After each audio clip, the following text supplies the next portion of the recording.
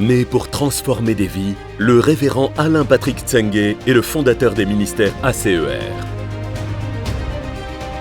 Président et producteur de la chaîne Évangile TV, il est également animateur principal de l'émission Pendule à l'heure.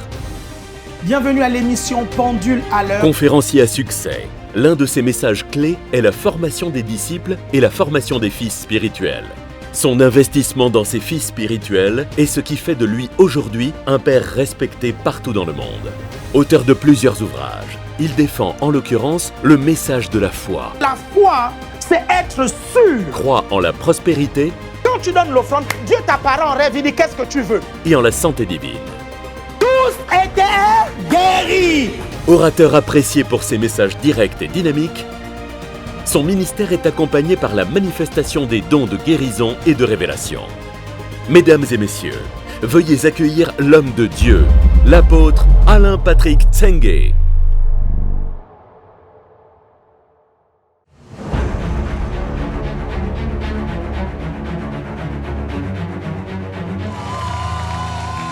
Amen, amen, amen, amen, amen. Assieds-toi dans la présence merveilleuse de Dieu. Gloire au Seigneur. Amen.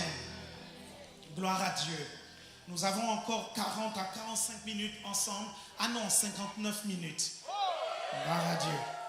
Nous avons 59 minutes ensemble. Si tu es dans une église ACER actuellement et que tu es en train de me regarder, prends ton téléphone et envoie sur le chat « Je suis à l'église ». Allez, fais-le maintenant et je vais surveiller, je vais regarder maintenant qu'il fait. Gloire à Dieu. Gloire au Seigneur, gloire au Seigneur. Je dis bien si tu es à l'église et si tu es à la maison, tu mets, ah je vois déjà, je suis à l'église. Tu mets ton église en bas, tu dis je suis à l'église de Lyon, je suis à l'église de Rennes, je suis à l'église de Paris, je suis à l'église, je veux le voir, je suis à l'église. Tu le mets sur le chat maintenant, gloire à Dieu. Tu le mets sur le chat maintenant, je suis à l'église. Si tu es chez toi, dis je suis chez moi, c'est pas grave. Si tu es dans la voiture, je ne sais pas, garde-toi un moment et puis mets-le. Amen. Moi, je suis à la plage. Vous voyez juste en bas, j'ai des vagues qui sont en train de bouger. Je suis à la plage, moi. Gloire au Seigneur. Si tu es à l'église, tu mets « Je suis à l'église ». Je suis à l'église. Et tu mets ton église, gloire à Dieu. Tu mets ton église, connecte-toi et mets-le. Si tu ne le mets pas, tu es suspect. Si tu ne le mets pas, tu es suspect. Je dis bien, si tu ne le mets pas, tu es suspect. Fais-le maintenant. Maintenant, tu vas faire quelque chose. Tu vas regarder juste en bas du player. Si c'est tout rouge et c'est écrit s'abonner, tu t'abonnes maintenant. Vas-y, tu t'abonnes maintenant, tu t'abonnes. Si c'est gris, c'est que tu es déjà abonné. Mets juste un petit pouce. Ok, sois sûr d'être abonné à Évangile TV maintenant pendant que tu me regardes. Si tu ne t'abonnes pas, je ne commence pas la prédication. Allez, on y va. Nicodème, je te vois derrière ton écran. Toi aussi, tu dois t'abonner. Abonne-toi, abonne-toi, abonne-toi, abonne-toi. Gloire au Seigneur, gloire au Seigneur, gloire au Seigneur. Ah, mais dis donc, je suis à la maison. Il y a beaucoup de « je suis à la maison ». My God, my God, my God, my God. Internet a été rendu à Libreville. Dans Libreville, vous nous suivez. Gloire au Seigneur. Internet est revenu cette nuit. Gloire au Seigneur. Donc les Librevillois peuvent nous suivre désormais. Amen. Gloire au Seigneur. Quelqu'un met « Je suis chez moi, apôtre ». Bon, mets là où tu es. Chez toi, s'il te plaît. Je veux voir. Parce que si tu es à la cuisine, tu es suspect. Hein, je veux voir. Si tu es au salon, ça commence à être bien. Si tu es dans la chambre, dis-moi si tu es assis ou couché. Dis-le maintenant. Ouais. Vous n'allez pas nous avoir. OK? Hein? Nous, on est ici, on est unis ici. Et tu dois rester connecté. OK? Gloire au Seigneur. Gloire au Seigneur. OK, très bien. Nous allons donc démarrer. Gloire à Dieu. OK? Je vais continuer l'enseignement. Les miracles qui accompagnent les gagneurs d'âme. Mais avant, vous savez, ces moments, ce sont des moments de synergie spirituelle. La synergie spirituelle, ce sont des moments où nous nous refocalisons sur ce que Dieu nous a demandé de faire. Est-ce que vous comprenez? Donc, en fait, nous ne faisons pas les temps de jeûne et prière en fin août et en début décembre juste pour les faire, ok? Juste parce que c'est une mode. Non. Nous le faisons parce que, vous savez, quand on est un troupeau, le risque, c'est de marcher de manière dispersée. Est-ce que vous me suivez? C'est ça le risque. C'est ça le risque en fait. Lorsque vous êtes nombreux, vous pouvez marcher dispersé et ça, ce n'est pas bon. Quelqu'un me suit ici? Déjà même dans un GR, réussir à garder les gens focus, c'est compliqué. Imaginez maintenant quand c'est le cas de tout un ministère où il y a plusieurs églises et des milliers de personnes. Est-ce que vous imaginez? Parce que notre ministère aujourd'hui a des milliers de personnes et on doit rester focus. Donc ces moments, ce sont des moments où nous nous refocalisons. Dites refocaliser. Refocaliser. Dites-le au nom de Jésus. Dites-le. Est-ce que vous me suivez? Vous êtes toujours là? Donc, c'est important que vous puissiez comprendre certaines choses avant que je ne puisse commencer. OK? L'un des défis majeurs d'un leader, d'un pasteur, d'un responsable de GR ou de réseau, c'est de garder ses troupes focus. C'est l'un des défis majeurs. Gardez vos troupes focus. Regardez, c'est très difficile de vaincre un groupe qui a un focus, qui est bien organisé et discipliné et qui a la culture qui soutient sa vision. C'est très compliqué de vaincre ce groupe-là. Donc, j'ai donné 3 éléments extrêmement importants, ok, pour vous qui dirigez les groupes ou pour nous qui marchons en groupe. J'ai dit 1, le focus, c'est-à-dire la même vision, mais pas que la même vision. Garder les gens concentrés sur la vision et sur les objectifs. C'est extrêmement difficile. Être organisé et discipliné, est-ce que vous me suivez? Ça aussi, c'est très, très difficile. Et développer la culture qui soutient l'objectif, qui soutient la vision. Est-ce que vous me suivez? Si vous arrangez ça dans votre GR, vous arrangez ça dans votre réseau, parce que je sais qu'il y a des pasteurs d'autres églises qui me regardent, si vous arrangez ça dans votre église, ce sera difficile pour le diable de vous vaincre. Ce sera compliqué pour le diable de vous distraire. Est-ce que vous me suivez attentivement? Vous savez, l'une des raisons pour lesquelles certains ont raté la venue de Jésus et n'ont pas reconnu le moment où Jésus les a visités, c'était une question de focus. C'était une question de concentration. Regardez bien l'histoire d'Israël. Vous allez voir que quand Jésus arrive, il y a juste une petite poignée de personnes qui reconnaissent que c'est le Messie. Mais pourquoi? Parce qu'à ce moment, il y avait beaucoup de distractions. Est-ce que vous comprenez? Il y avait notamment une distraction majeure, c'est le fait que la Palestine soit envahie par Rome. Est-ce que vous me comprenez? Et c'était une situation qui gênait énormément les Juifs. Et donc, ils ne se sont pas focalisés, comme je vous dis souvent, sur la prophétie de Daniel qui donnait avec exactitude la date de la venue du Messie et de la mort du Messie. Il y a eu juste une petite poignée de personnes dont la Bible parle dans les évangiles qui ont discerné ce moment. Siméon dans le temple, Anne dans le temple, Marie, Zacharie, la femme de Zacharie, juste une petite poignée de personnes. Et lorsque Jésus va parler sur Jérusalem et va pleurer sur Jérusalem, en fait, l'un des reproches qu'il donnera et qu'il dira, c'est « Tu n'as pas su le moment où ton Dieu t'a visité ». Et pourtant, ce moment était clairement défini dans les paroles prophétiques de Daniel. Mais qu'est-ce qui les a empêchés de reconnaître le moment? C'est un problème de distraction. Quelqu'un me suit ici? Et le problème de distraction fait appel au problème du focus et à celui de la concentration. Parce que même Dieu, pour pouvoir diriger son peuple, il avait besoin de garder son peuple focus. Et voici un moment très important dans la vie d'Israël. Ils attendaient la venue du Messie. Ils ont prophétisé la venue du Messie. Voilà que le Messie vient. Ils ne reconnaissent pas le Messie parce qu'ils étaient distraits. Quelqu'un me suit ici? Et beaucoup de chrétiens ne comprennent pas que leurs prières ont été exaucées, mais le problème c'est qu'ils ont été distraits et ils n'ont pas vu l'exaucement. Est-ce que vous me suivez? Le problème ce n'est pas l'exaucement, le problème c'est la distraction. Quelqu'un me suit ici? Combien d'entre vous avez laissé passer votre mari parce que vous avez été distraite?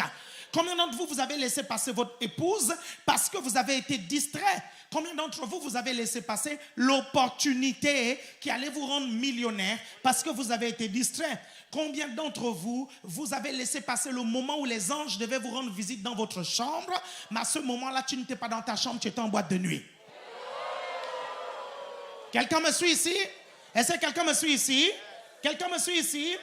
Donc, c'est important que vous puissiez comprendre que nous sommes dans une période où nous devons rester focus. Et ces temps de jeûne et prière, ce sont des moments où nous devons mobiliser nos membres pour rester focus par rapport à ce que Dieu va nous dire et par rapport à la vision que Dieu va nous donner. Quelqu'un nous suit ici?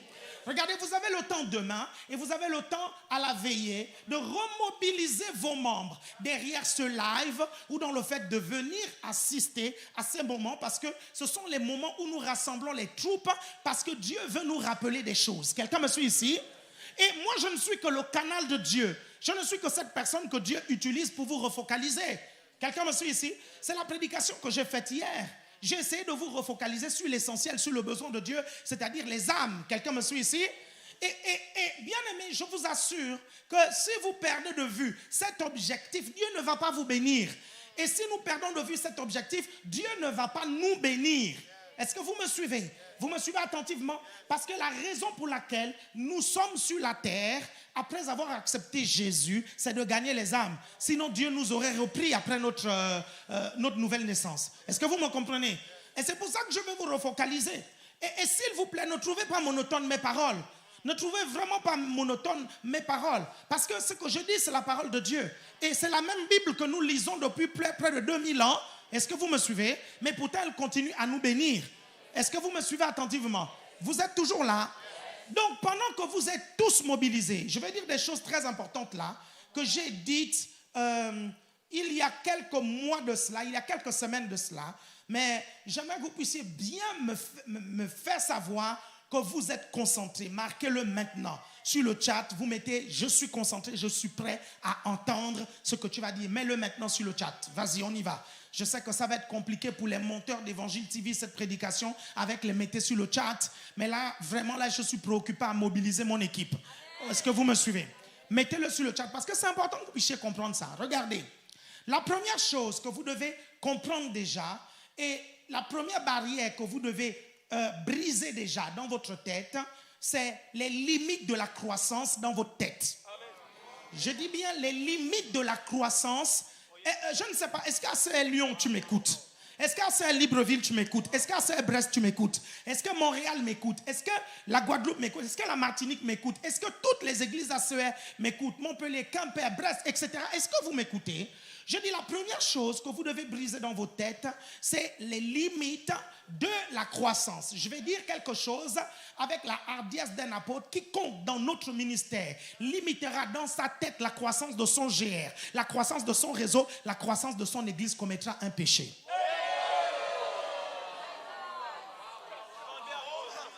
Est-ce que c'est établi là? Est-ce que c'est établi? Vous savez, parfois l'apôtre Paul dira que je vais user de mon autorité d'apôtre. Je dis bien que quiconque limitera dans sa tête la croissance de son GR, la croissance de son réseau et la croissance de son église commettra un péché. Est-ce que vous me suivez? Pourquoi? Parce que Dieu nous a donné l'instruction claire de ne pas mettre de limite à la croissance. Aucune âme à Satan. Dites aucune âme à Satan. Est-ce que quelqu'un me suit ici? Nous allons tous les prendre, même les hommes politiques, nous allons les prendre. Les footballeurs, nous allons les prendre. Les sportifs, nous allons les prendre. Shakira, nous allons la prendre. Beyoncé, nous allons la prendre. Jay-Z va être dedans. Mbappé, il va être dedans. Est-ce que quelqu'un me suit ici? Joe Star sera dedans. Les rappeurs seront dedans. Quelqu'un me suit ici? Dis pas de limite, pas de limite, pas de limite, pas de limite. Dis dans ta tête, pas de limite, pas de limite, pas de limite, pas de limite. Nous allons tous les avoir.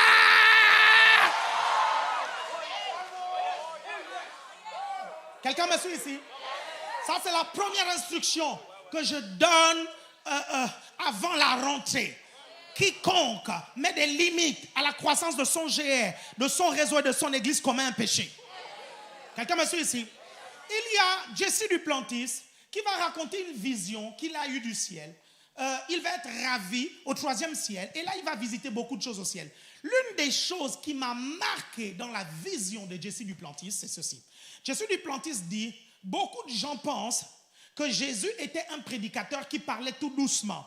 Alors que dans les Écritures, nous voyons que Jésus prêchait avec autorité. Quelqu'un me suit ici? Il dit, je suis allé au ciel et je suis entré dans une pièce où il y avait tous les saints à l'intérieur. Vous comprenez ça? Il dit, Jésus était en train de prêcher. Est-ce que vous comprenez? Et il dit, Jésus criait, il dit, mon Dieu, je pensais qu'ici sur la terre, nous avions des prédicateurs qui criaient. Il dit, mais ce jour-là, j'ai vu Jésus, j'ai dit, my God. Donc, il prêche avec puissance comme ça, et donc il crie comme ça. Quelqu'un me suit ici? Et écoutez ce que Jésus disait aux saints qui étaient là. Écoutez ce que Jésus disait aux chrétiens qui sont morts et qui sont au ciel. Jésus leur disait, nous allons envoyer des évangélistes et ils vont sauver vos familles, ils vont sauver vos cousins, ils vont sauver vos tantes, ils vont sauver vos amis. Nous allons tous les gagner et nous n'allons laisser aucune âme à Satan. Nous allons remporter cette guerre des âmes. Nous allons les avoir. Et Jesse Duplantis raconte que la salle était électrique et que les gens criaient Amen. Les gens étaient surexcités. Voyez-vous, si vous ici sur la terre, vous êtes surexcités à l'idée de penser que vos parents vont être sauvés, alors que vous n'avez pas encore vu l'au-delà, imagine les chrétiens qui sont au ciel et qui ont vu l'au-delà. Tu imagines leur surexcitation. Quelqu'un me suit ici? Donc quand je te le dis et que tu es surexcité, tu es normal. Quelqu'un me suit ici? Tu es normal. Tu es normal. Tu es normal. On reconnaît un soldat motivé lorsqu'il est surexcité à la déclaration de la victoire. Quelqu'un me suit ici? Je te dis que la victoire arrive au nom de Jésus.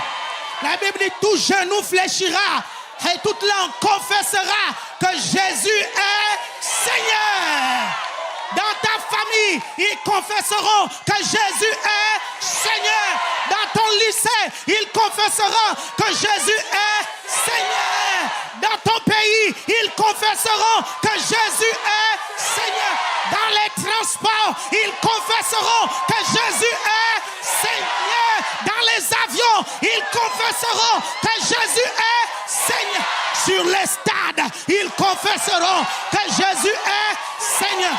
Dans les cinémas, les films confesseront que Jésus est Seigneur.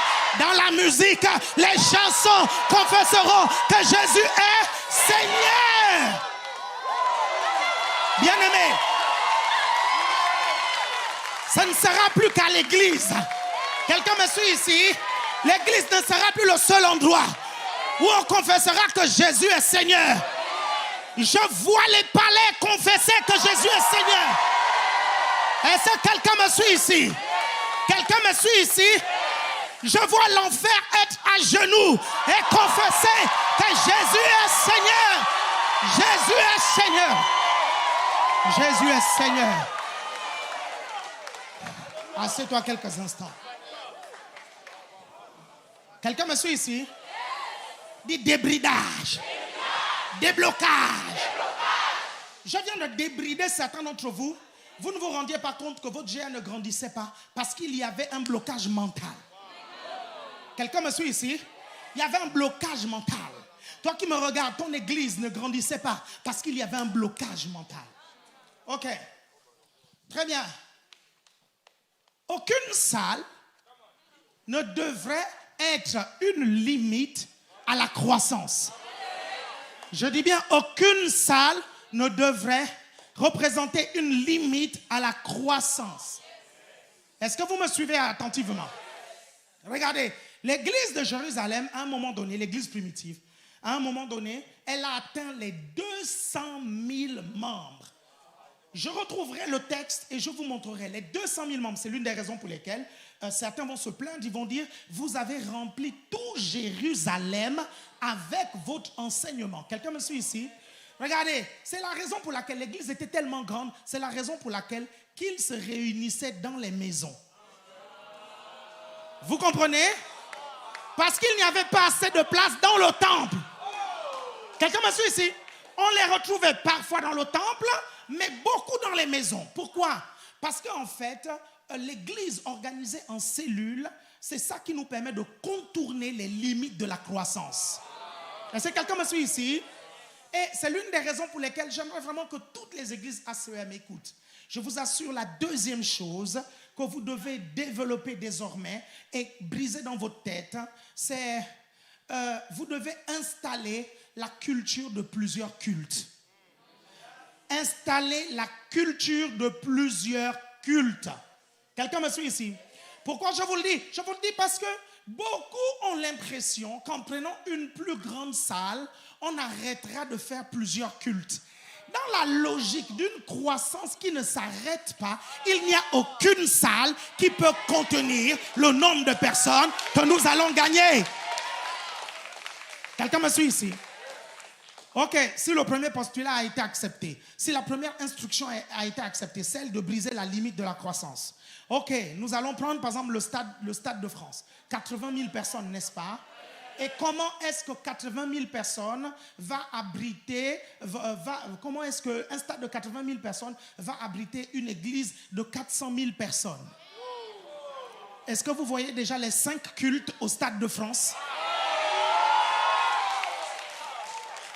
Regardez, vous savez, en faisant ces 5 cultes ici à Paris, en faisant ces 3 cultes à Rennes, en faisant ces 3 cultes à Lyon, en faisant ces 3 cultes à Brest, en démarrant des cultes à Libreville par-ci, par-là, Dieu est juste en train de nous entraîner à avoir plusieurs cultes parce qu'il n'y aura aucune salle qui pourra contenir notre croissance. Et ça, bien aimé, retenez-le. Vous savez, l'une des premières prophéties que j'ai retenues disait ceci. J'ai une mauvaise nouvelle pour toi. Je dis, my God, laquelle? Dieu me dit, ça c'est une des prophéties que quand on a lancé l'église. Il dit, j'ai une mauvaise nouvelle pour toi. Je dis, laquelle? Il dit, Dieu me dit qu'il n'y a aucune salle ici, en France, qui pourra contenir ta croissance. Quelqu'un me suit ici? Donc, il faut développer la culture de plusieurs cultes. Sinon, vous mettrez une limite à la croissance. Le problème, c'est quoi? C'est que beaucoup sont paresseux. Certains doivent servir. Ils ne veulent pas servir. OK? Le problème, c'est que quand on multiplie les cultes, il faut que tout le monde se mette à servir. Il faut que celui qui chauffait les bancs se lève, vous comprenez, se fasse former et commence à servir. Est-ce que vous me suivez? Et nous allons pouvoir faire tous ces cultes et nous ne limiterons pas la croissance. Quelqu'un me suit ici? Vous êtes toujours avec moi? Vous êtes toujours là? Donc la clé de ça, c'est la formation des nouvelles équipes. Amen? OK?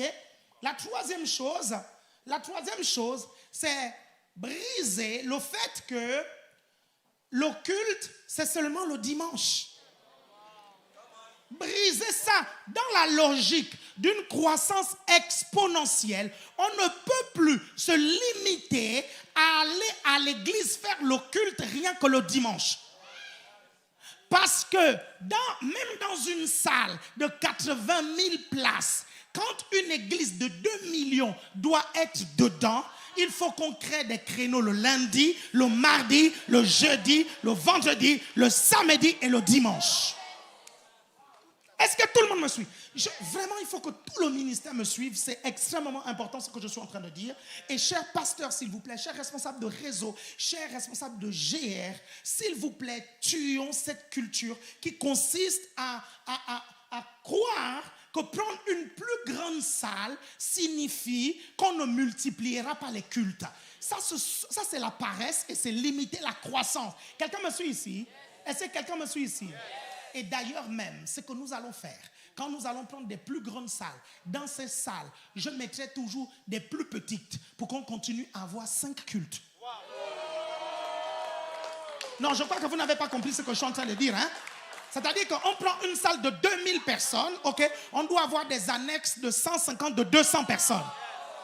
Comme ça, quand on a fait le grand culte le matin, ok, le culte de 11h30 continue dans la salle de 150, le culte de machin. Est-ce que vous me suivez attentivement?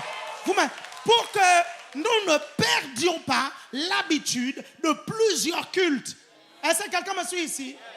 Bien aimé, ce que je suis en train de dire, c'est une révélation que j'ai reçue du Seigneur. C'est-à-dire que c'est un débridage que le Seigneur a fait dans ma tête pour parvenir à vous parler comme ça. Et j'attendais ce moment où tout le ministère est connecté pour opérer ce débridage. Si vous parlez un langage contraire, vous commettez le péché numéro 1 dont j'ai parlé tout à l'heure. Pourquoi? Parce que si vous faites croire aux brebis que maintenant on aura une plus grande salle, donc le nombre de cultes va se limiter, à un moment donné, vous aurez du mal à relancer un deuxième, vous aurez du mal à relancer un troisième, vous aurez du mal à relancer un quatrième, vous avez du mal à relancer un cinquième. Est-ce que quelqu'un me suit ici? Cher pasteur, toi qui n'es pas à l'ACER, sache que je suis en train de te donner une pépite. Et si j'étais à ta place, fais une offrande. Non, je suis en train, sérieusement, je suis en train de te donner une pépite. Tu ne peux pas imaginer. Tu ne peux pas imaginer la pépite que je suis en train de te donner. Vous me suivez? Vous savez, c'est important que vous compreniez que, en fait, lorsqu'une parole est prêchée, il y a une grâce qui est derrière la parole qui est prêchée. Est-ce que vous comprenez ça? Regardez, vous pouvez écouter la parole, mais ne pas capter la grâce. Pour capter la grâce qu'il y a derrière la parole, tu dois te connecter avec quelque chose qui t'appartient. Si tu veux capter cette parole que je suis en train de dire là, pour ton église et ton ministère, je te garantis, le PayPal d'Évangile TV est juste en bas du player, tu le fais. Et je te garantis que la parole que j'ai donnée là, tu vas la comprendre, tu vas l'assimiler, tu vas l'accepter. Elle va s'accomplir aussi dans ton ministère. Il n'y aura aucune salle qui pourra contenir ton ministère. Quelqu'un me suit ici? Regardez-moi bien, je vous assure, bien aimé, le ministère ACER que vous voyez là, il aura des salles de 10 000 places, des salles de 20 000 places, des salles de 40 000 places. Il aura des salles même de 80 000 places, des salles de 100 000. Le fait que tu ne dises pas Amen, c'est que tu es incrédule. Regardez, il y a quelque temps de cela, j'avais déclaré ici, en 2018, j'avais dit que cette salle, ce sera tout simplement le méga GR d'un seul réseau. Vous suivez? Vous me suivez? Mais on a largement dépassé ça, n'est-ce pas? Lorsque j'ai publié la vidéo sur Instagram, ok, un de mes amis pasteurs me dit, il y a 5 ans de cela, tu avais prophétisé cela, tu m'avais dit que tu allais avoir une méga church ici à Paris. Quelqu'un me suit ici? Le problème, c'est que les gens, en fait, quand ils voient nos vidéos, ils regardent la salle, tout ça, ils disent, ah oui, c'est peut-être 300 personnes. Ils regardent l'église de Rennes, ils disent, non, c'est peut-être 200 personnes. Est-ce que vous suivez? Ils ne savent pas que nos églises sont devenues des usines enchaîner les cultes. Ils ne savent pas.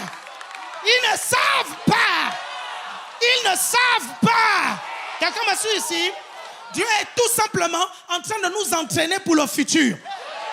Parce que même dans des salles de 80 000 places, nous allons enchaîner les cultes. Quelqu'un me suit ici? Regardez, le mot d'ordre, c'est on ne laisse aucune âme à Satan. Aucune âme ne lui appartient. Aucune âme n'appartient à Satan. Aucune âme. Quelqu'un me suit ici? Vous êtes toujours avec moi? C'est pour ça que la Bible dit dans Marc chapitre 16, verset 17, voici les miracles qui accompagneront ceux qui auront cru. Et j'ai commencé avec ça la semaine dernière, hier, ok? Marc 16, à partir du verset 17, est-ce qu'on peut lire rapidement, s'il vous plaît, pour nous rappeler? My God, nous allons les gagner. Alléluia. Amen. Vas-y. Marc chapitre 16 et le verset 17. Voici les miracles qui accompagneront ceux qui auront cru. En mon nom, ils chasseront les démons. En mon nom, ils chasseront les démons. Ils parleront de nouvelles langues. Ils parleront des nouvelles langues. Ils saisiront des serpents. Ils saisiront des serpents. S'ils boivent quelques breuvages mortels, il ne leur fera point de mal. S'ils boivent quelques breuvages mortels, il ne leur fera point de mal. Ok. On a dit ceci hier. On a dit que les miracles sont des signes surnaturels qui attestent que Dieu vous a envoyé. On a dit que les miracles sont le cachet de Dieu dans votre évangélisation. On a dit que le miracle est le tatouage de Dieu pour l'évangéliste. Quelqu'un me suit ici? On a dit que les miracles sont un signe que le Fils d'un Dieu des miracles est parmi vous. On a dit que les miracles, ce sont des signes qui présagent d'événements remarquables qui doivent bientôt arriver. On a dit que le miracle, c'est le début d'un événement et des événements qui vont arriver. On a dit que le miracle, mes chers frères et sœurs, va ouvrir une nouvelle ère dans votre vie et amener un shift dans votre vie. Amen. Les miracles, ce sont les merveilles par lesquelles Dieu authentifie les hommes qu'il envoie. Ça, c'est ce que je ne vous ai pas dit hier. Les miracles sont des merveilles par lesquelles Dieu authentifie les hommes qu'il envoie. Vous êtes toujours là? Ok. Et la Bible dit, voici les miracles qui accompagneront ceux qui auront cru. Le premier miracle dont il est fait mention ici, c'est ils chasseront les démons.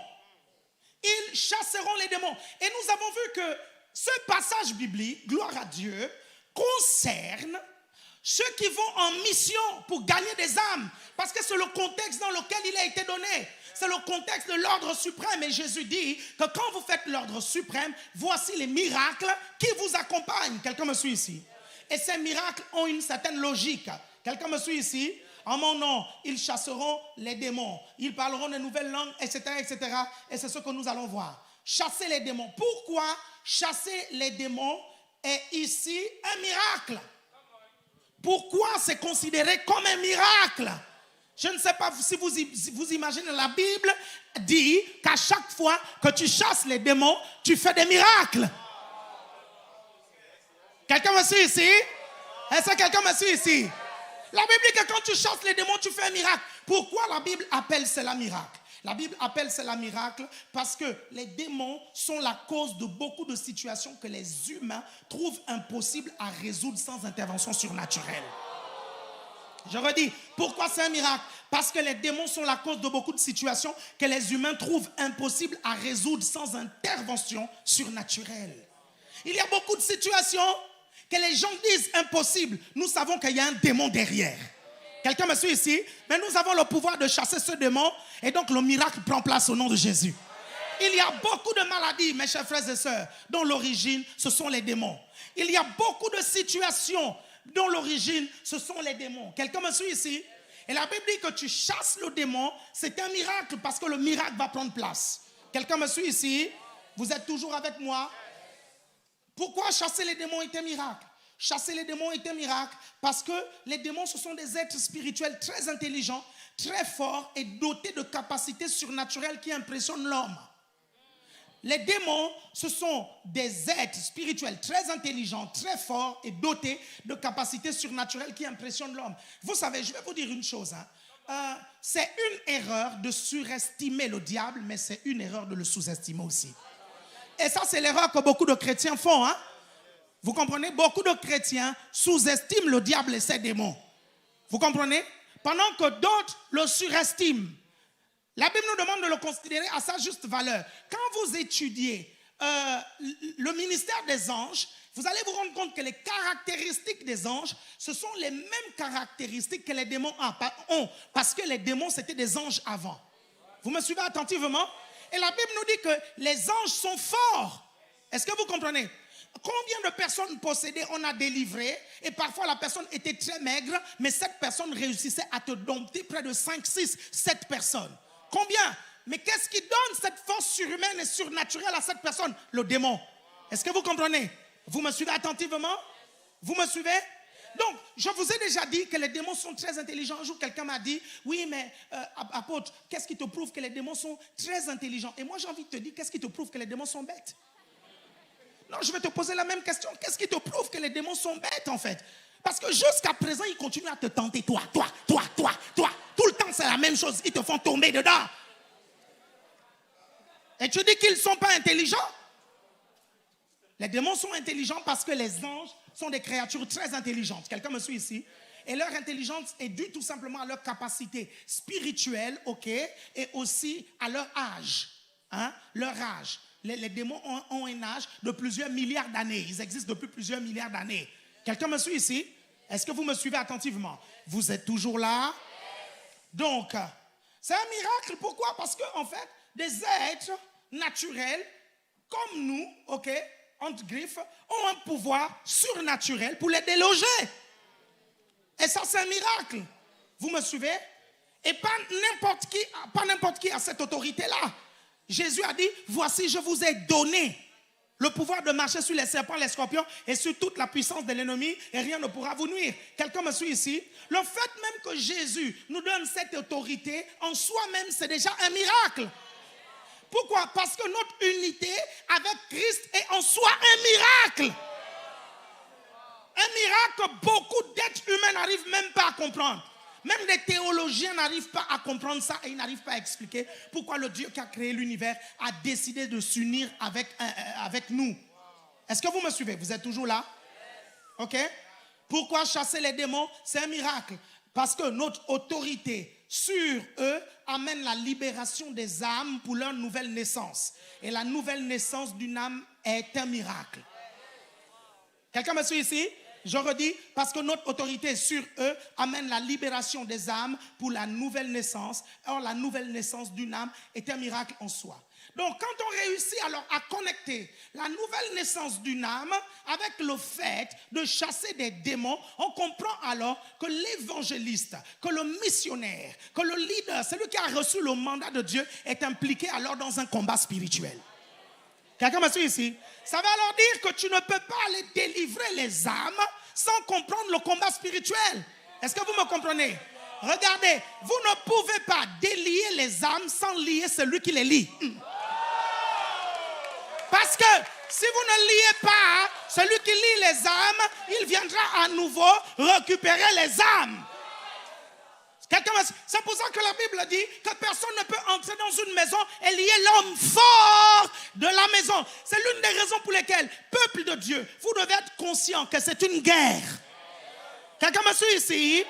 Cette affaire de ta mère qui n'est pas sauvée, c'est une guerre spirituelle. Satan ne veut pas lâcher ta mère. Quelqu'un me suit ici?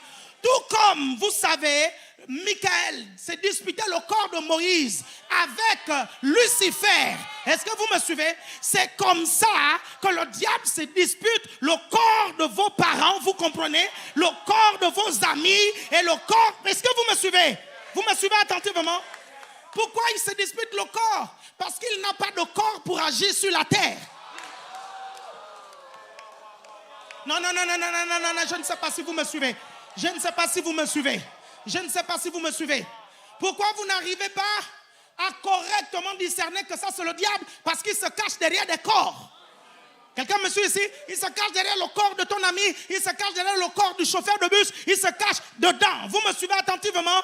Vous me suivez? Le corps humain est un camouflage. Est-ce que vous me suivez? Donc cette histoire de dispute du corps entre les anges de Dieu et Lucifer, ça ne s'est pas arrêté. Ça continue jusqu'à présent. Y a-t-il quelqu'un qui me suit ici? Y a-t-il quelqu'un qui me suit ici? C'est important que vous puissiez comprendre ça.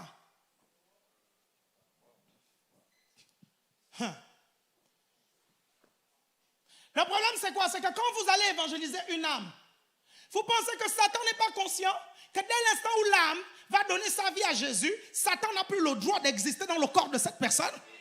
Vous pensez que Satan ne le sait pas? Vous pensez que Satan ne sait pas que la personne, en acceptant le salut, vous comprenez, accepte aussi la guérison et la santé divine, accepte aussi la délivrance, accepte aussi la prospérité et accepte donc tous les domaines, vous comprenez, où le diable essaye de mettre une mainmise? Attendez, vous pensez qu'il est bête pour ça? Vous êtes toujours là? Je suis en train de dire à beaucoup d'entre vous ici que la majorité des problèmes que vous avez aujourd'hui et que vous n'aviez pas avant, c'est parce qu'aujourd'hui vous évangélisez beaucoup. Et donc Satan vous a identifié, vous comprenez, comme quelqu'un qui fait des dégâts dans son camp.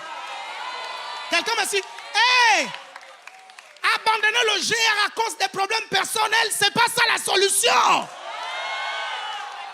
Arrêtez de venir à l'église à cause des problèmes personnels. Ce n'est pas ça la solution. Quelqu'un me suit ici? Tu veux que les problèmes s'arrêtent? Continue à faire ce que Dieu t'a demandé de faire. Il va lâcher prise. La Bible dit, ils chasseront les démons. Quelqu'un me suit ici? Quand j'étais étudiant et que je n'embêtais pas Satan, ma vie était tranquille. Dès l'instant où j'ai commencé à gagner des âmes, ok, à former des disciples, tous les problèmes que je n'ai jamais eus en France sont venus. Pourquoi? Parce que c'est une guerre. Dis, c'est une guerre. C'est une guerre. Quelqu'un me suit ici? C'est une guerre. Et nous n'avons pas le droit de battre en retraite. Regardez, vous savez, nous n'avons pas le droit d'avoir peur du diable.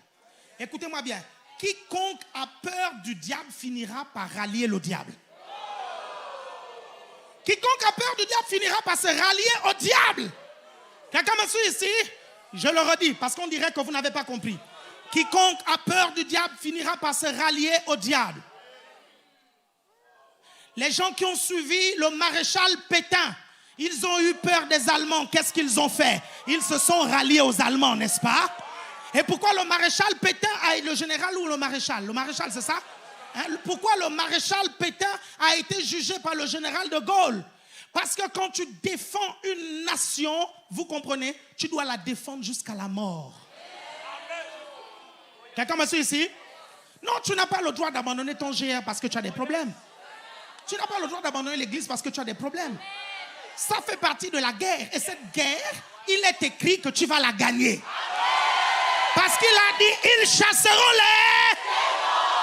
Regarde, si tu remarques que depuis que tu as commencé l'évangélisation, beaucoup de problèmes commencent à venir. Rentre dans ta chambre et commence à dire, Satan, je t'écrase. Satan, je te piétine. Satan, je te tape. Satan, je te chasse. Quelqu'un me suit ici? Et beaucoup n'ont pas encore réalisé ça. Beaucoup n'ont pas encore réalisé ça. Et c'est pour ça qu'ils ont des problèmes. Regardez. Ok.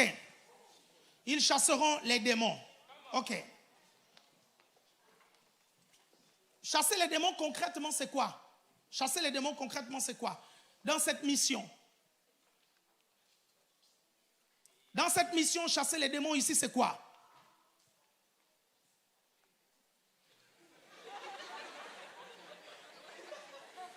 Je te chasse.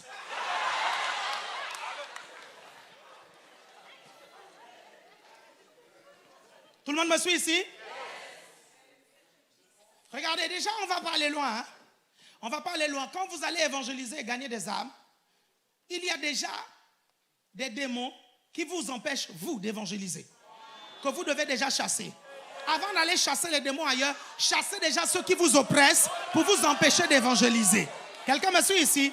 Non, ne cherche pas d'abord loin. Cherche d'abord autour de toi. Cherche les démons qui t'oppressent. Vous comprenez? Les démons de peur, les démons de timidité, les démons de honte. Quelqu'un me suit ici? La bourgeoisie spirituelle, qui est un gros démon. C'est quoi la bourgeoisie spirituelle? C'est être là dans une église, sans rien faire, sans évangéliser, sans gagner des âmes, sans suivre des disciples. Juste dire, moi je veux mon confort. Tout le temps prier, Seigneur, fais-moi du bien, fais-moi du bien, fais-moi du bien, fais-moi du bien. Ça, c'est un puissant esprit que tu dois chasser. Quelqu'un me suit ici? Donc tu dois d'abord commencer par celui-là. Ok? Après, chasser l'esprit d'aveuglement spirituel. Ça, c'est chez les gens maintenant. Ok? La Bible dit dans 2 Corinthiens chapitre 4, verset 3, si notre évangile est encore voilé, il est voilé pour ceux qui périssent. Vous voyez que les inconvertis, l'évangile est voilé. Pour les incrédules, dont le Dieu de ce siècle a aveuglé l'intelligence, afin qu'ils ne vissent pas briller la splendeur de l'évangile de la gloire de Christ, qui est l'image de Dieu. Et la Bible dit que nous avons autorité sur le Dieu de ce siècle. Quelqu'un me suit ici? Ça veut dire que si nous chassons le diable dans la vie des gens, ok, si nous chassons l'esprit d'aveuglement, ils vont pouvoir comprendre l'évangile. Est-ce que vous me suivez? Ok, une histoire rapidement. Nous étions au lycée et il y a un frère qui m'a raconté qu'il évangélisait quelqu'un. Et la personne raisonnait. Et tout à coup, il a eu un discernement des esprits. Il a vu un esprit derrière, ok, derrière la personne. Et il a pris autorité, comme ça, à haute voix. Il a regardé la personne en face, il a dit, Satan, au nom de Jésus-Christ de Nazareth, esprit d'aveuglement spirituel, je te chasse maintenant et je t'interdis de te cacher derrière cette personne. La personne est restée comme ça. Et il a continué à prêcher l'évangile. Elle disait maintenant, oui. Veux-tu accepter Jésus? Oui. Dis Seigneur Jésus. Seigneur Jésus, viens dans ma vie. Viens dans ma vie. Viens dans ma vie. Quelqu'un me suit ici? Est-ce que quelqu'un me suit ici? Il y a un esprit derrière. C'est pour ça que quand vous allez évangéliser les gens, c'est important que vous puissiez prendre autorité chez vous déjà. Quelqu'un me suit ici? Je dis, je prends autorité contre tout esprit d'aveuglement qui l'empêche de voir la splendeur de l'évangile. Quand je vais me pointer là, tout simplement, le démon va partir. Est-ce que vous savez qu'il y a 3 dimensions dans le fait de chasser les démons? Il y a le moment où tu le chasses dans ta chambre. Il y a le moment où tu le chasses en face. Mais il y a le moment où tu viens et le démon s'enfuit. Ah, ça c'est toi! Ça c'est toi! Ça c'est toi! Regardez, quand vous avez l'habitude de chasser les démons et que vous allez croiser les démons vont partir parce qu'ils savent que de toutes les façons, vous allez les chasser. Quelqu'un me suit ici? Écoute-moi bien, si un démon ne part pas en ta présence, ça veut dire que tu ne les as pas suffisamment chassés. Ça veut dire que tu ne les fais pas suffisamment peur. Regardez Jésus. Jésus arrive à un endroit, les démons commencent à se manifester et dire, Jésus, tu es fils de Dieu, tu es venu ici pour nous tourmenter avant l'heure. Ils ont commencé à crier, à paniquer, parce qu'ils savaient que de toutes les façons, le Seigneur allait les chasser. Quelqu'un me suit ici? Vous savez ce qui va se passer? Je vous assure, je ressens dans mon esprit que beaucoup de délivrances vont se faire dans vos familles. Je vous assure, je ressens dans mon esprit que beaucoup de délivrances vont se faire. Je vous assure, même dans vos lycées, les délivrances vont se faire. Quelqu'un me suit ici? J'étais au lycée et il y avait une dame qui avait l'habitude d'avoir des manifestations démoniaques. Mais au Gabon, on considérait qu'elle avait des transes dues à une religion traditionnelle. Quelqu'un me suit ici? Donc elle entrait en transe. Et quand elle entrait en transe, elle dérangeait tout le lycée. Elle sortait aussi les élèves du collège. Et du coup, on interrompait le cours à cause de cette dame. Est-ce que vous comprenez? Ça perturbait tellement les cours qu'un jour, je vous assure, le proviseur n'aimait pas les chrétiens et il ne respectait pas les chrétiens. Parce que nous nous réunissions à la récré autour d'un cocotier. Et donc, on priait autour du cocotier, on évangélisait. Et le proviseur n'aimait pas ça. Est-ce que vous comprenez? Il n'aimait pas. C'est pas comme ici en France où c'est interdit de le faire. Au Gabon, c'était permis de le faire. Vous me suivez attentivement? Et donc, c'est comme ça que cette jeune fille perturbait tout le temps le lycée et le collège. C'était vraiment terrible. Donc, quand les manifestations démoniaques venaient, c'est fini, les cours étaient terminés parce qu'il fallait dompter cette fille et il fallait la maîtriser et c'était compliqué. Vous comprenez? Un grand frère dans le Seigneur, parmi les responsables qui s'occupaient de nous au lycée, j'avais 13 ans et demi, 14 ans et ce responsable avait environ 17 ans. Est-ce que vous me suivez?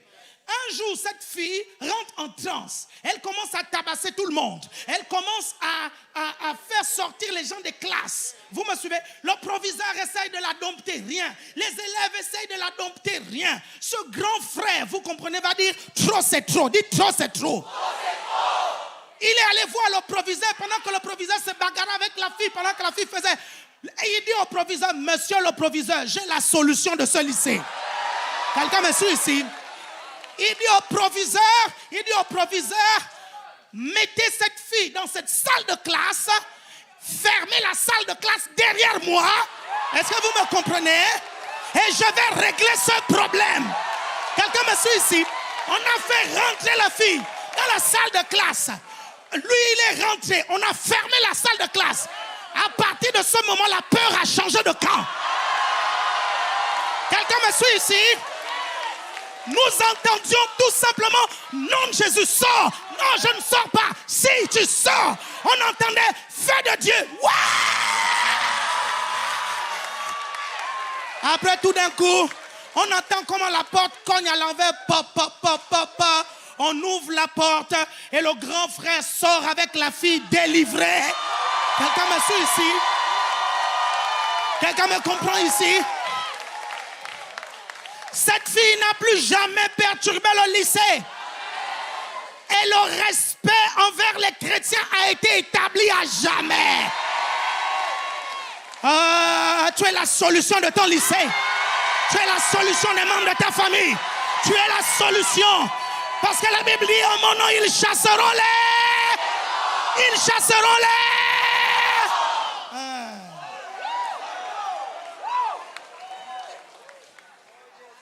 Vous voyez? Je vous ai dit hier Que si tu ne chasses pas les démons vont te chasser. Donc, tu ne peux pas te dire, non, moi j'ai peur de ces trucs-là. Je ne veux pas chasser les démons, machin, tout ça. Tu ne les chasses pas, ils finiront par te chasser. Tu ne peux pas évangéliser sans chasser les démons. Est-ce que vous me suivez? Regardez, dans la Bible nous parle du fou de Gadara. Ok? La Bible nous parle du fou de Gadara. Dans Matthieu chapitre 8 du verset 28 au verset 34. Dans Marc chapitre 5 à partir du verset 2. Vous notez, le fou de Gadara. Dans Luc chapitre 8 du verset 26 au verset 39. On a un exemple ici, dans ce passage, où Jésus va prendre la barque, il va monter dans la barque et il va rencontrer un tourbillon. C'est une sorte de tempête. Vous suivez? Et c'est quand même étonnant que le seul endroit où Jésus dort, dans la Bible, vous me suivez? C'est pendant une tempête. Hein? Vous suivez? Jésus est en train de te dire et te montrer l'exemple. Pendant la tempête, dors. Dors. Quelqu'un me suit ici? Si on vient te réveiller, engueule la tempête. Quelqu'un me suit ici? Et regardez ce qui se passe. Il va de l'autre côté. La Bible dit qu'il va croiser un fou appelé le fou de Gadara. Le fou va venir. Il va délivrer le fou. OK? Et il va reprendre son bateau. Et il va repartir de l'autre côté. Comme si le seul objectif de Jésus à ce moment-là, c'était tout simplement de délivrer le fou de Gadara. Quelqu'un me suit ici? Et vous allez comprendre pourquoi dans la suite. Est-ce que vous me suivez attentivement? Vous me suivez? Vous voyez le ministère de Jésus. Le ministère de Jésus est un ministère où en fait, il fallait chasser les démons qui emprisonnaient les gens. Quelqu'un me suit ici? Et Jésus l'avait compris, hein? Vous suivez? La Bible dit l'Esprit du Seigneur est sur moi, ok, pour renvoyer libre les opprimés. Renvoyer libre les opprimés. Ou les affligés, c'est ça? Hein? Les captifs. Vous êtes toujours là? Quelqu'un est là? Non, ça fait partie du ministère. Dans quelque chose de bizarre, dans Marc et Luc, dans ce passage-là, on nous parle d'un seul démoniaque. Marc et Luc nous parlent d'un seul démoniaque, alors que Matthieu parle de deux démoniaques. Et c'est là où certains qui lisent la Bible disent que la Bible se contredit, alors qu'ils ne comprennent pas en fait les choses. Est-ce que vous me suivez? Alors qu'à chaque fois que vous voyez ces choses qui ressemblent à des contradictions, ce ne sont pas des contradictions. Il y a une très grosse signification derrière. Vous êtes toujours là? Vous êtes toujours avec moi? Si vous êtes là, faites comme ceci. Et ce genre de contradiction, vous pouvez retrouver cela aussi, ou si on appelle ça des contradictions, mais quand tu étudies bien la Bible, ce ne sont pas des contradictions. En vérité, ce sont des compléments. Tu retrouves ce genre de choses-là aussi avec l'histoire de l'aveugle Bartimée. Quelqu'un me suit ici? Parce que Marc 10, 46 nous montre qu'il y a un seul aveugle, et il s'appelle Bartimée. Mais Matthieu, chapitre 20, à partir du verset 30, dit qu'il y a deux aveugles. Est-ce que vous me suivez? Alors, il y a un aveugle ou il y a deux aveugles? En vérité, il y avait deux aveugles.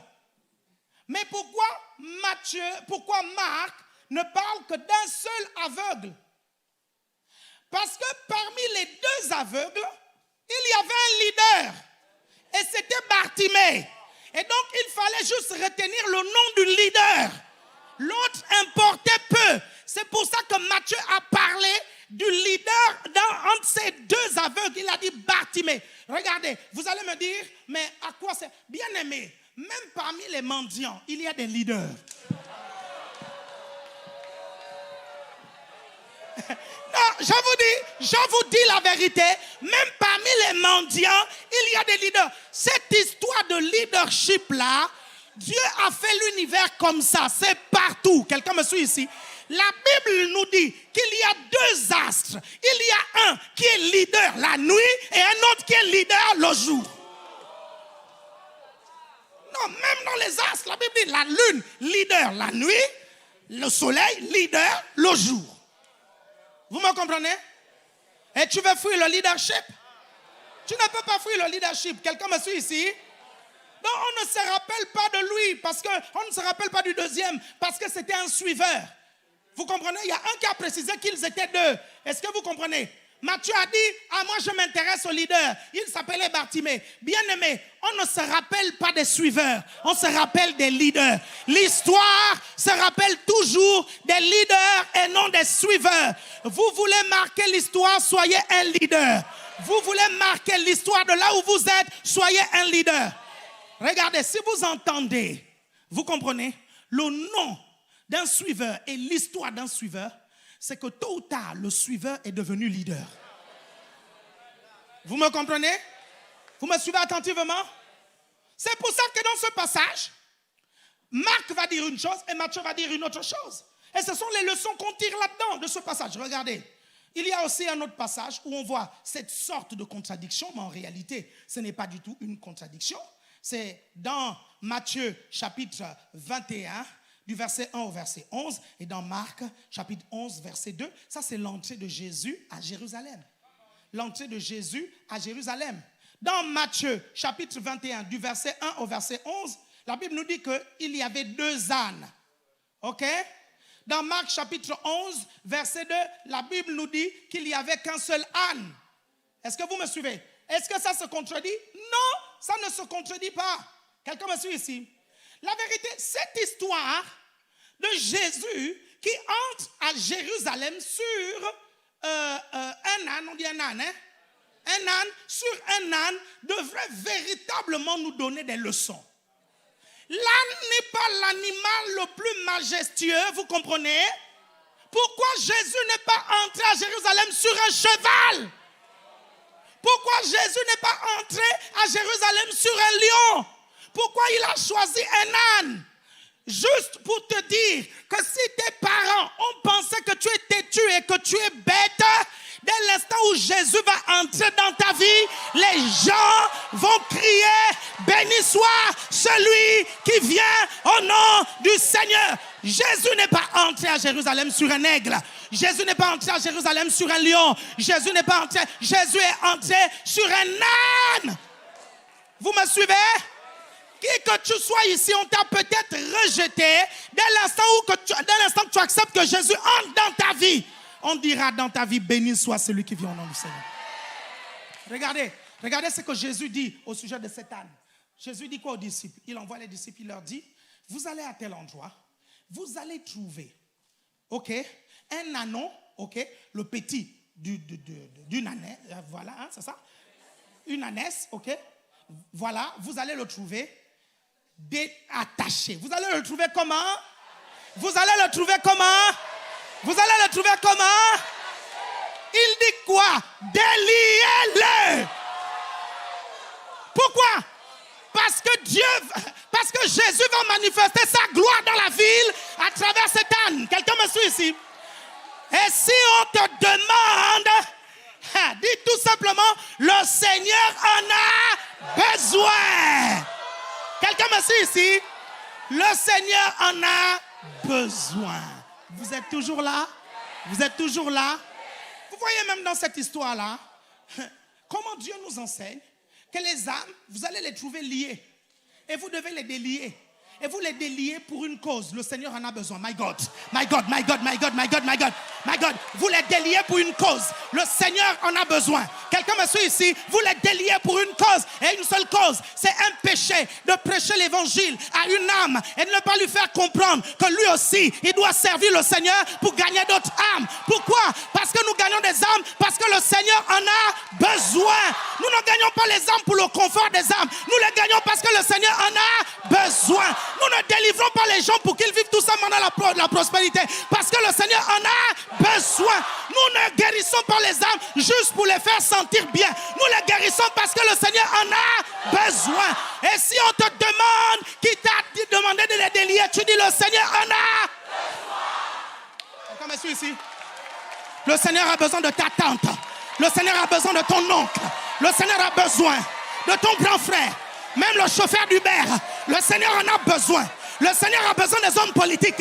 Le Seigneur a besoin des sportifs. Le Seigneur a besoin des musiciens. Le Seigneur en a.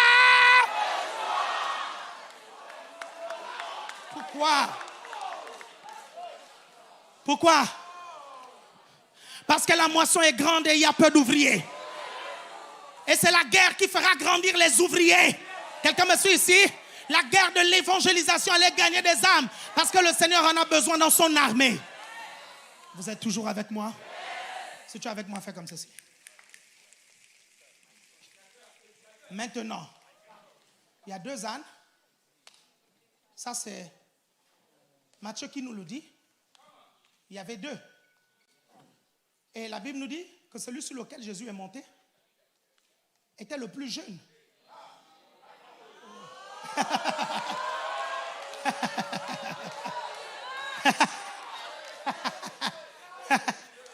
C'était le plus jeune.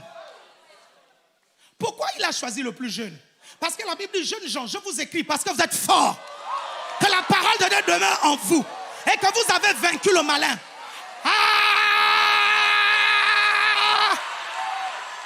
Est-ce que vous comprenez pourquoi? Pour entrer dans la ville de Paris, Dieu va utiliser les jeunes. Pour entrer dans la ville de Lyon, Dieu va utiliser les jeunes. Pour entrer dans la ville de Brest, Dieu va utiliser les jeunes. Pour entrer dans la ville de Libreville, Dieu va utiliser les jeunes. Quelqu'un me suit ici? Vous êtes toujours là? Alors ne méprise plus ta jeunesse. Et ne permets pas à quelqu'un de mépriser ta jeunesse. Tu lui dis tout simplement, Jésus est entré à Jérusalem pas avec un vieil âne. Quelqu'un me suit ici? Jésus est entré à Jérusalem avec un jeune âne. Et vous savez pourquoi il y avait 2? Parce qu'en fait, à l'époque, il y a un des évangiles qui s'intéresse à l'âne sur lequel Jésus monte. Vous suivez? Parce que c'est celui-là qu'on acclamait. Parce que cet âne-là, quand on acclamait Jésus, il pensait que c'était lui qu'on acclamait. Il était tout content. Est-ce que vous me suivez? Il était tout content. Quelqu'un me suit ici? Quand tu acceptes Jésus, c'est toi le vase que Jésus utilisait. Quelqu'un me suit ici? Pourquoi il y avait 2? Il y avait 2 parce que il était dans la tradition des gens qui élevaient ces animaux-là. Quand la Bible dit que cet âne-là, personne n'était encore monté dessus. Vous avez lu le passage, n'est-ce pas? Personne n'était encore monté dessus. En fait, voici comment les éleveurs de ces animaux-là faisaient. Quand c'est la première fois que on monte sur l'âne, ok, on met toujours la mère ou le père devant pour montrer la direction. Même si c'est toi qu'on acclame, tu comprends ça? Mais si celui qui est devant, ton père spirituel, il ne te montre pas la direction, je te garantis, tu n'iras pas à Jérusalem, tu iras à Jéricho. Tu n'iras pas à Jérusalem, tu iras en Samarie. Tu n'iras pas à Jérusalem, tu iras en Syrie. Tu n'auras pas... Quelqu'un me suit ici? Quelqu'un me suit ici? Jeune homme, ce qui va faire la force de ton ministère, ce qui fera l'éclat de ton ministère, ce sont les pères que Dieu met devant toi pour te montrer le chemin. Quelqu'un me suit ici? Quelqu'un me suit ici? Regardez, ce n'est pas que le vieil âne qui était devant ne pouvait plus porter Jésus, c'est qu'il a donné la relève aux jeunes. Quelqu'un me suit ici? C'est qu'il doit montrer la direction aux jeunes. Quelqu'un me suit ici? C'est qu'il doit profiter de la force du jeune, de l'énergie du jeune. Quelqu'un me suit ici? Pour pouvoir transporter le roi des rois et le seigneur des seigneurs. Est-ce que quelqu'un me suit ici? C'est la raison pour laquelle, mes chers frères et sœurs, même dans le leadership, il n'y a pas leadership sans paternité. C'est impossible. C'est impossible. Il n'y a pas leadership sans paternité. Dis tout simplement après moi, Seigneur, je déclare que je suis un soldat dans ton armée pour gagner des âmes et pour les amener à toi.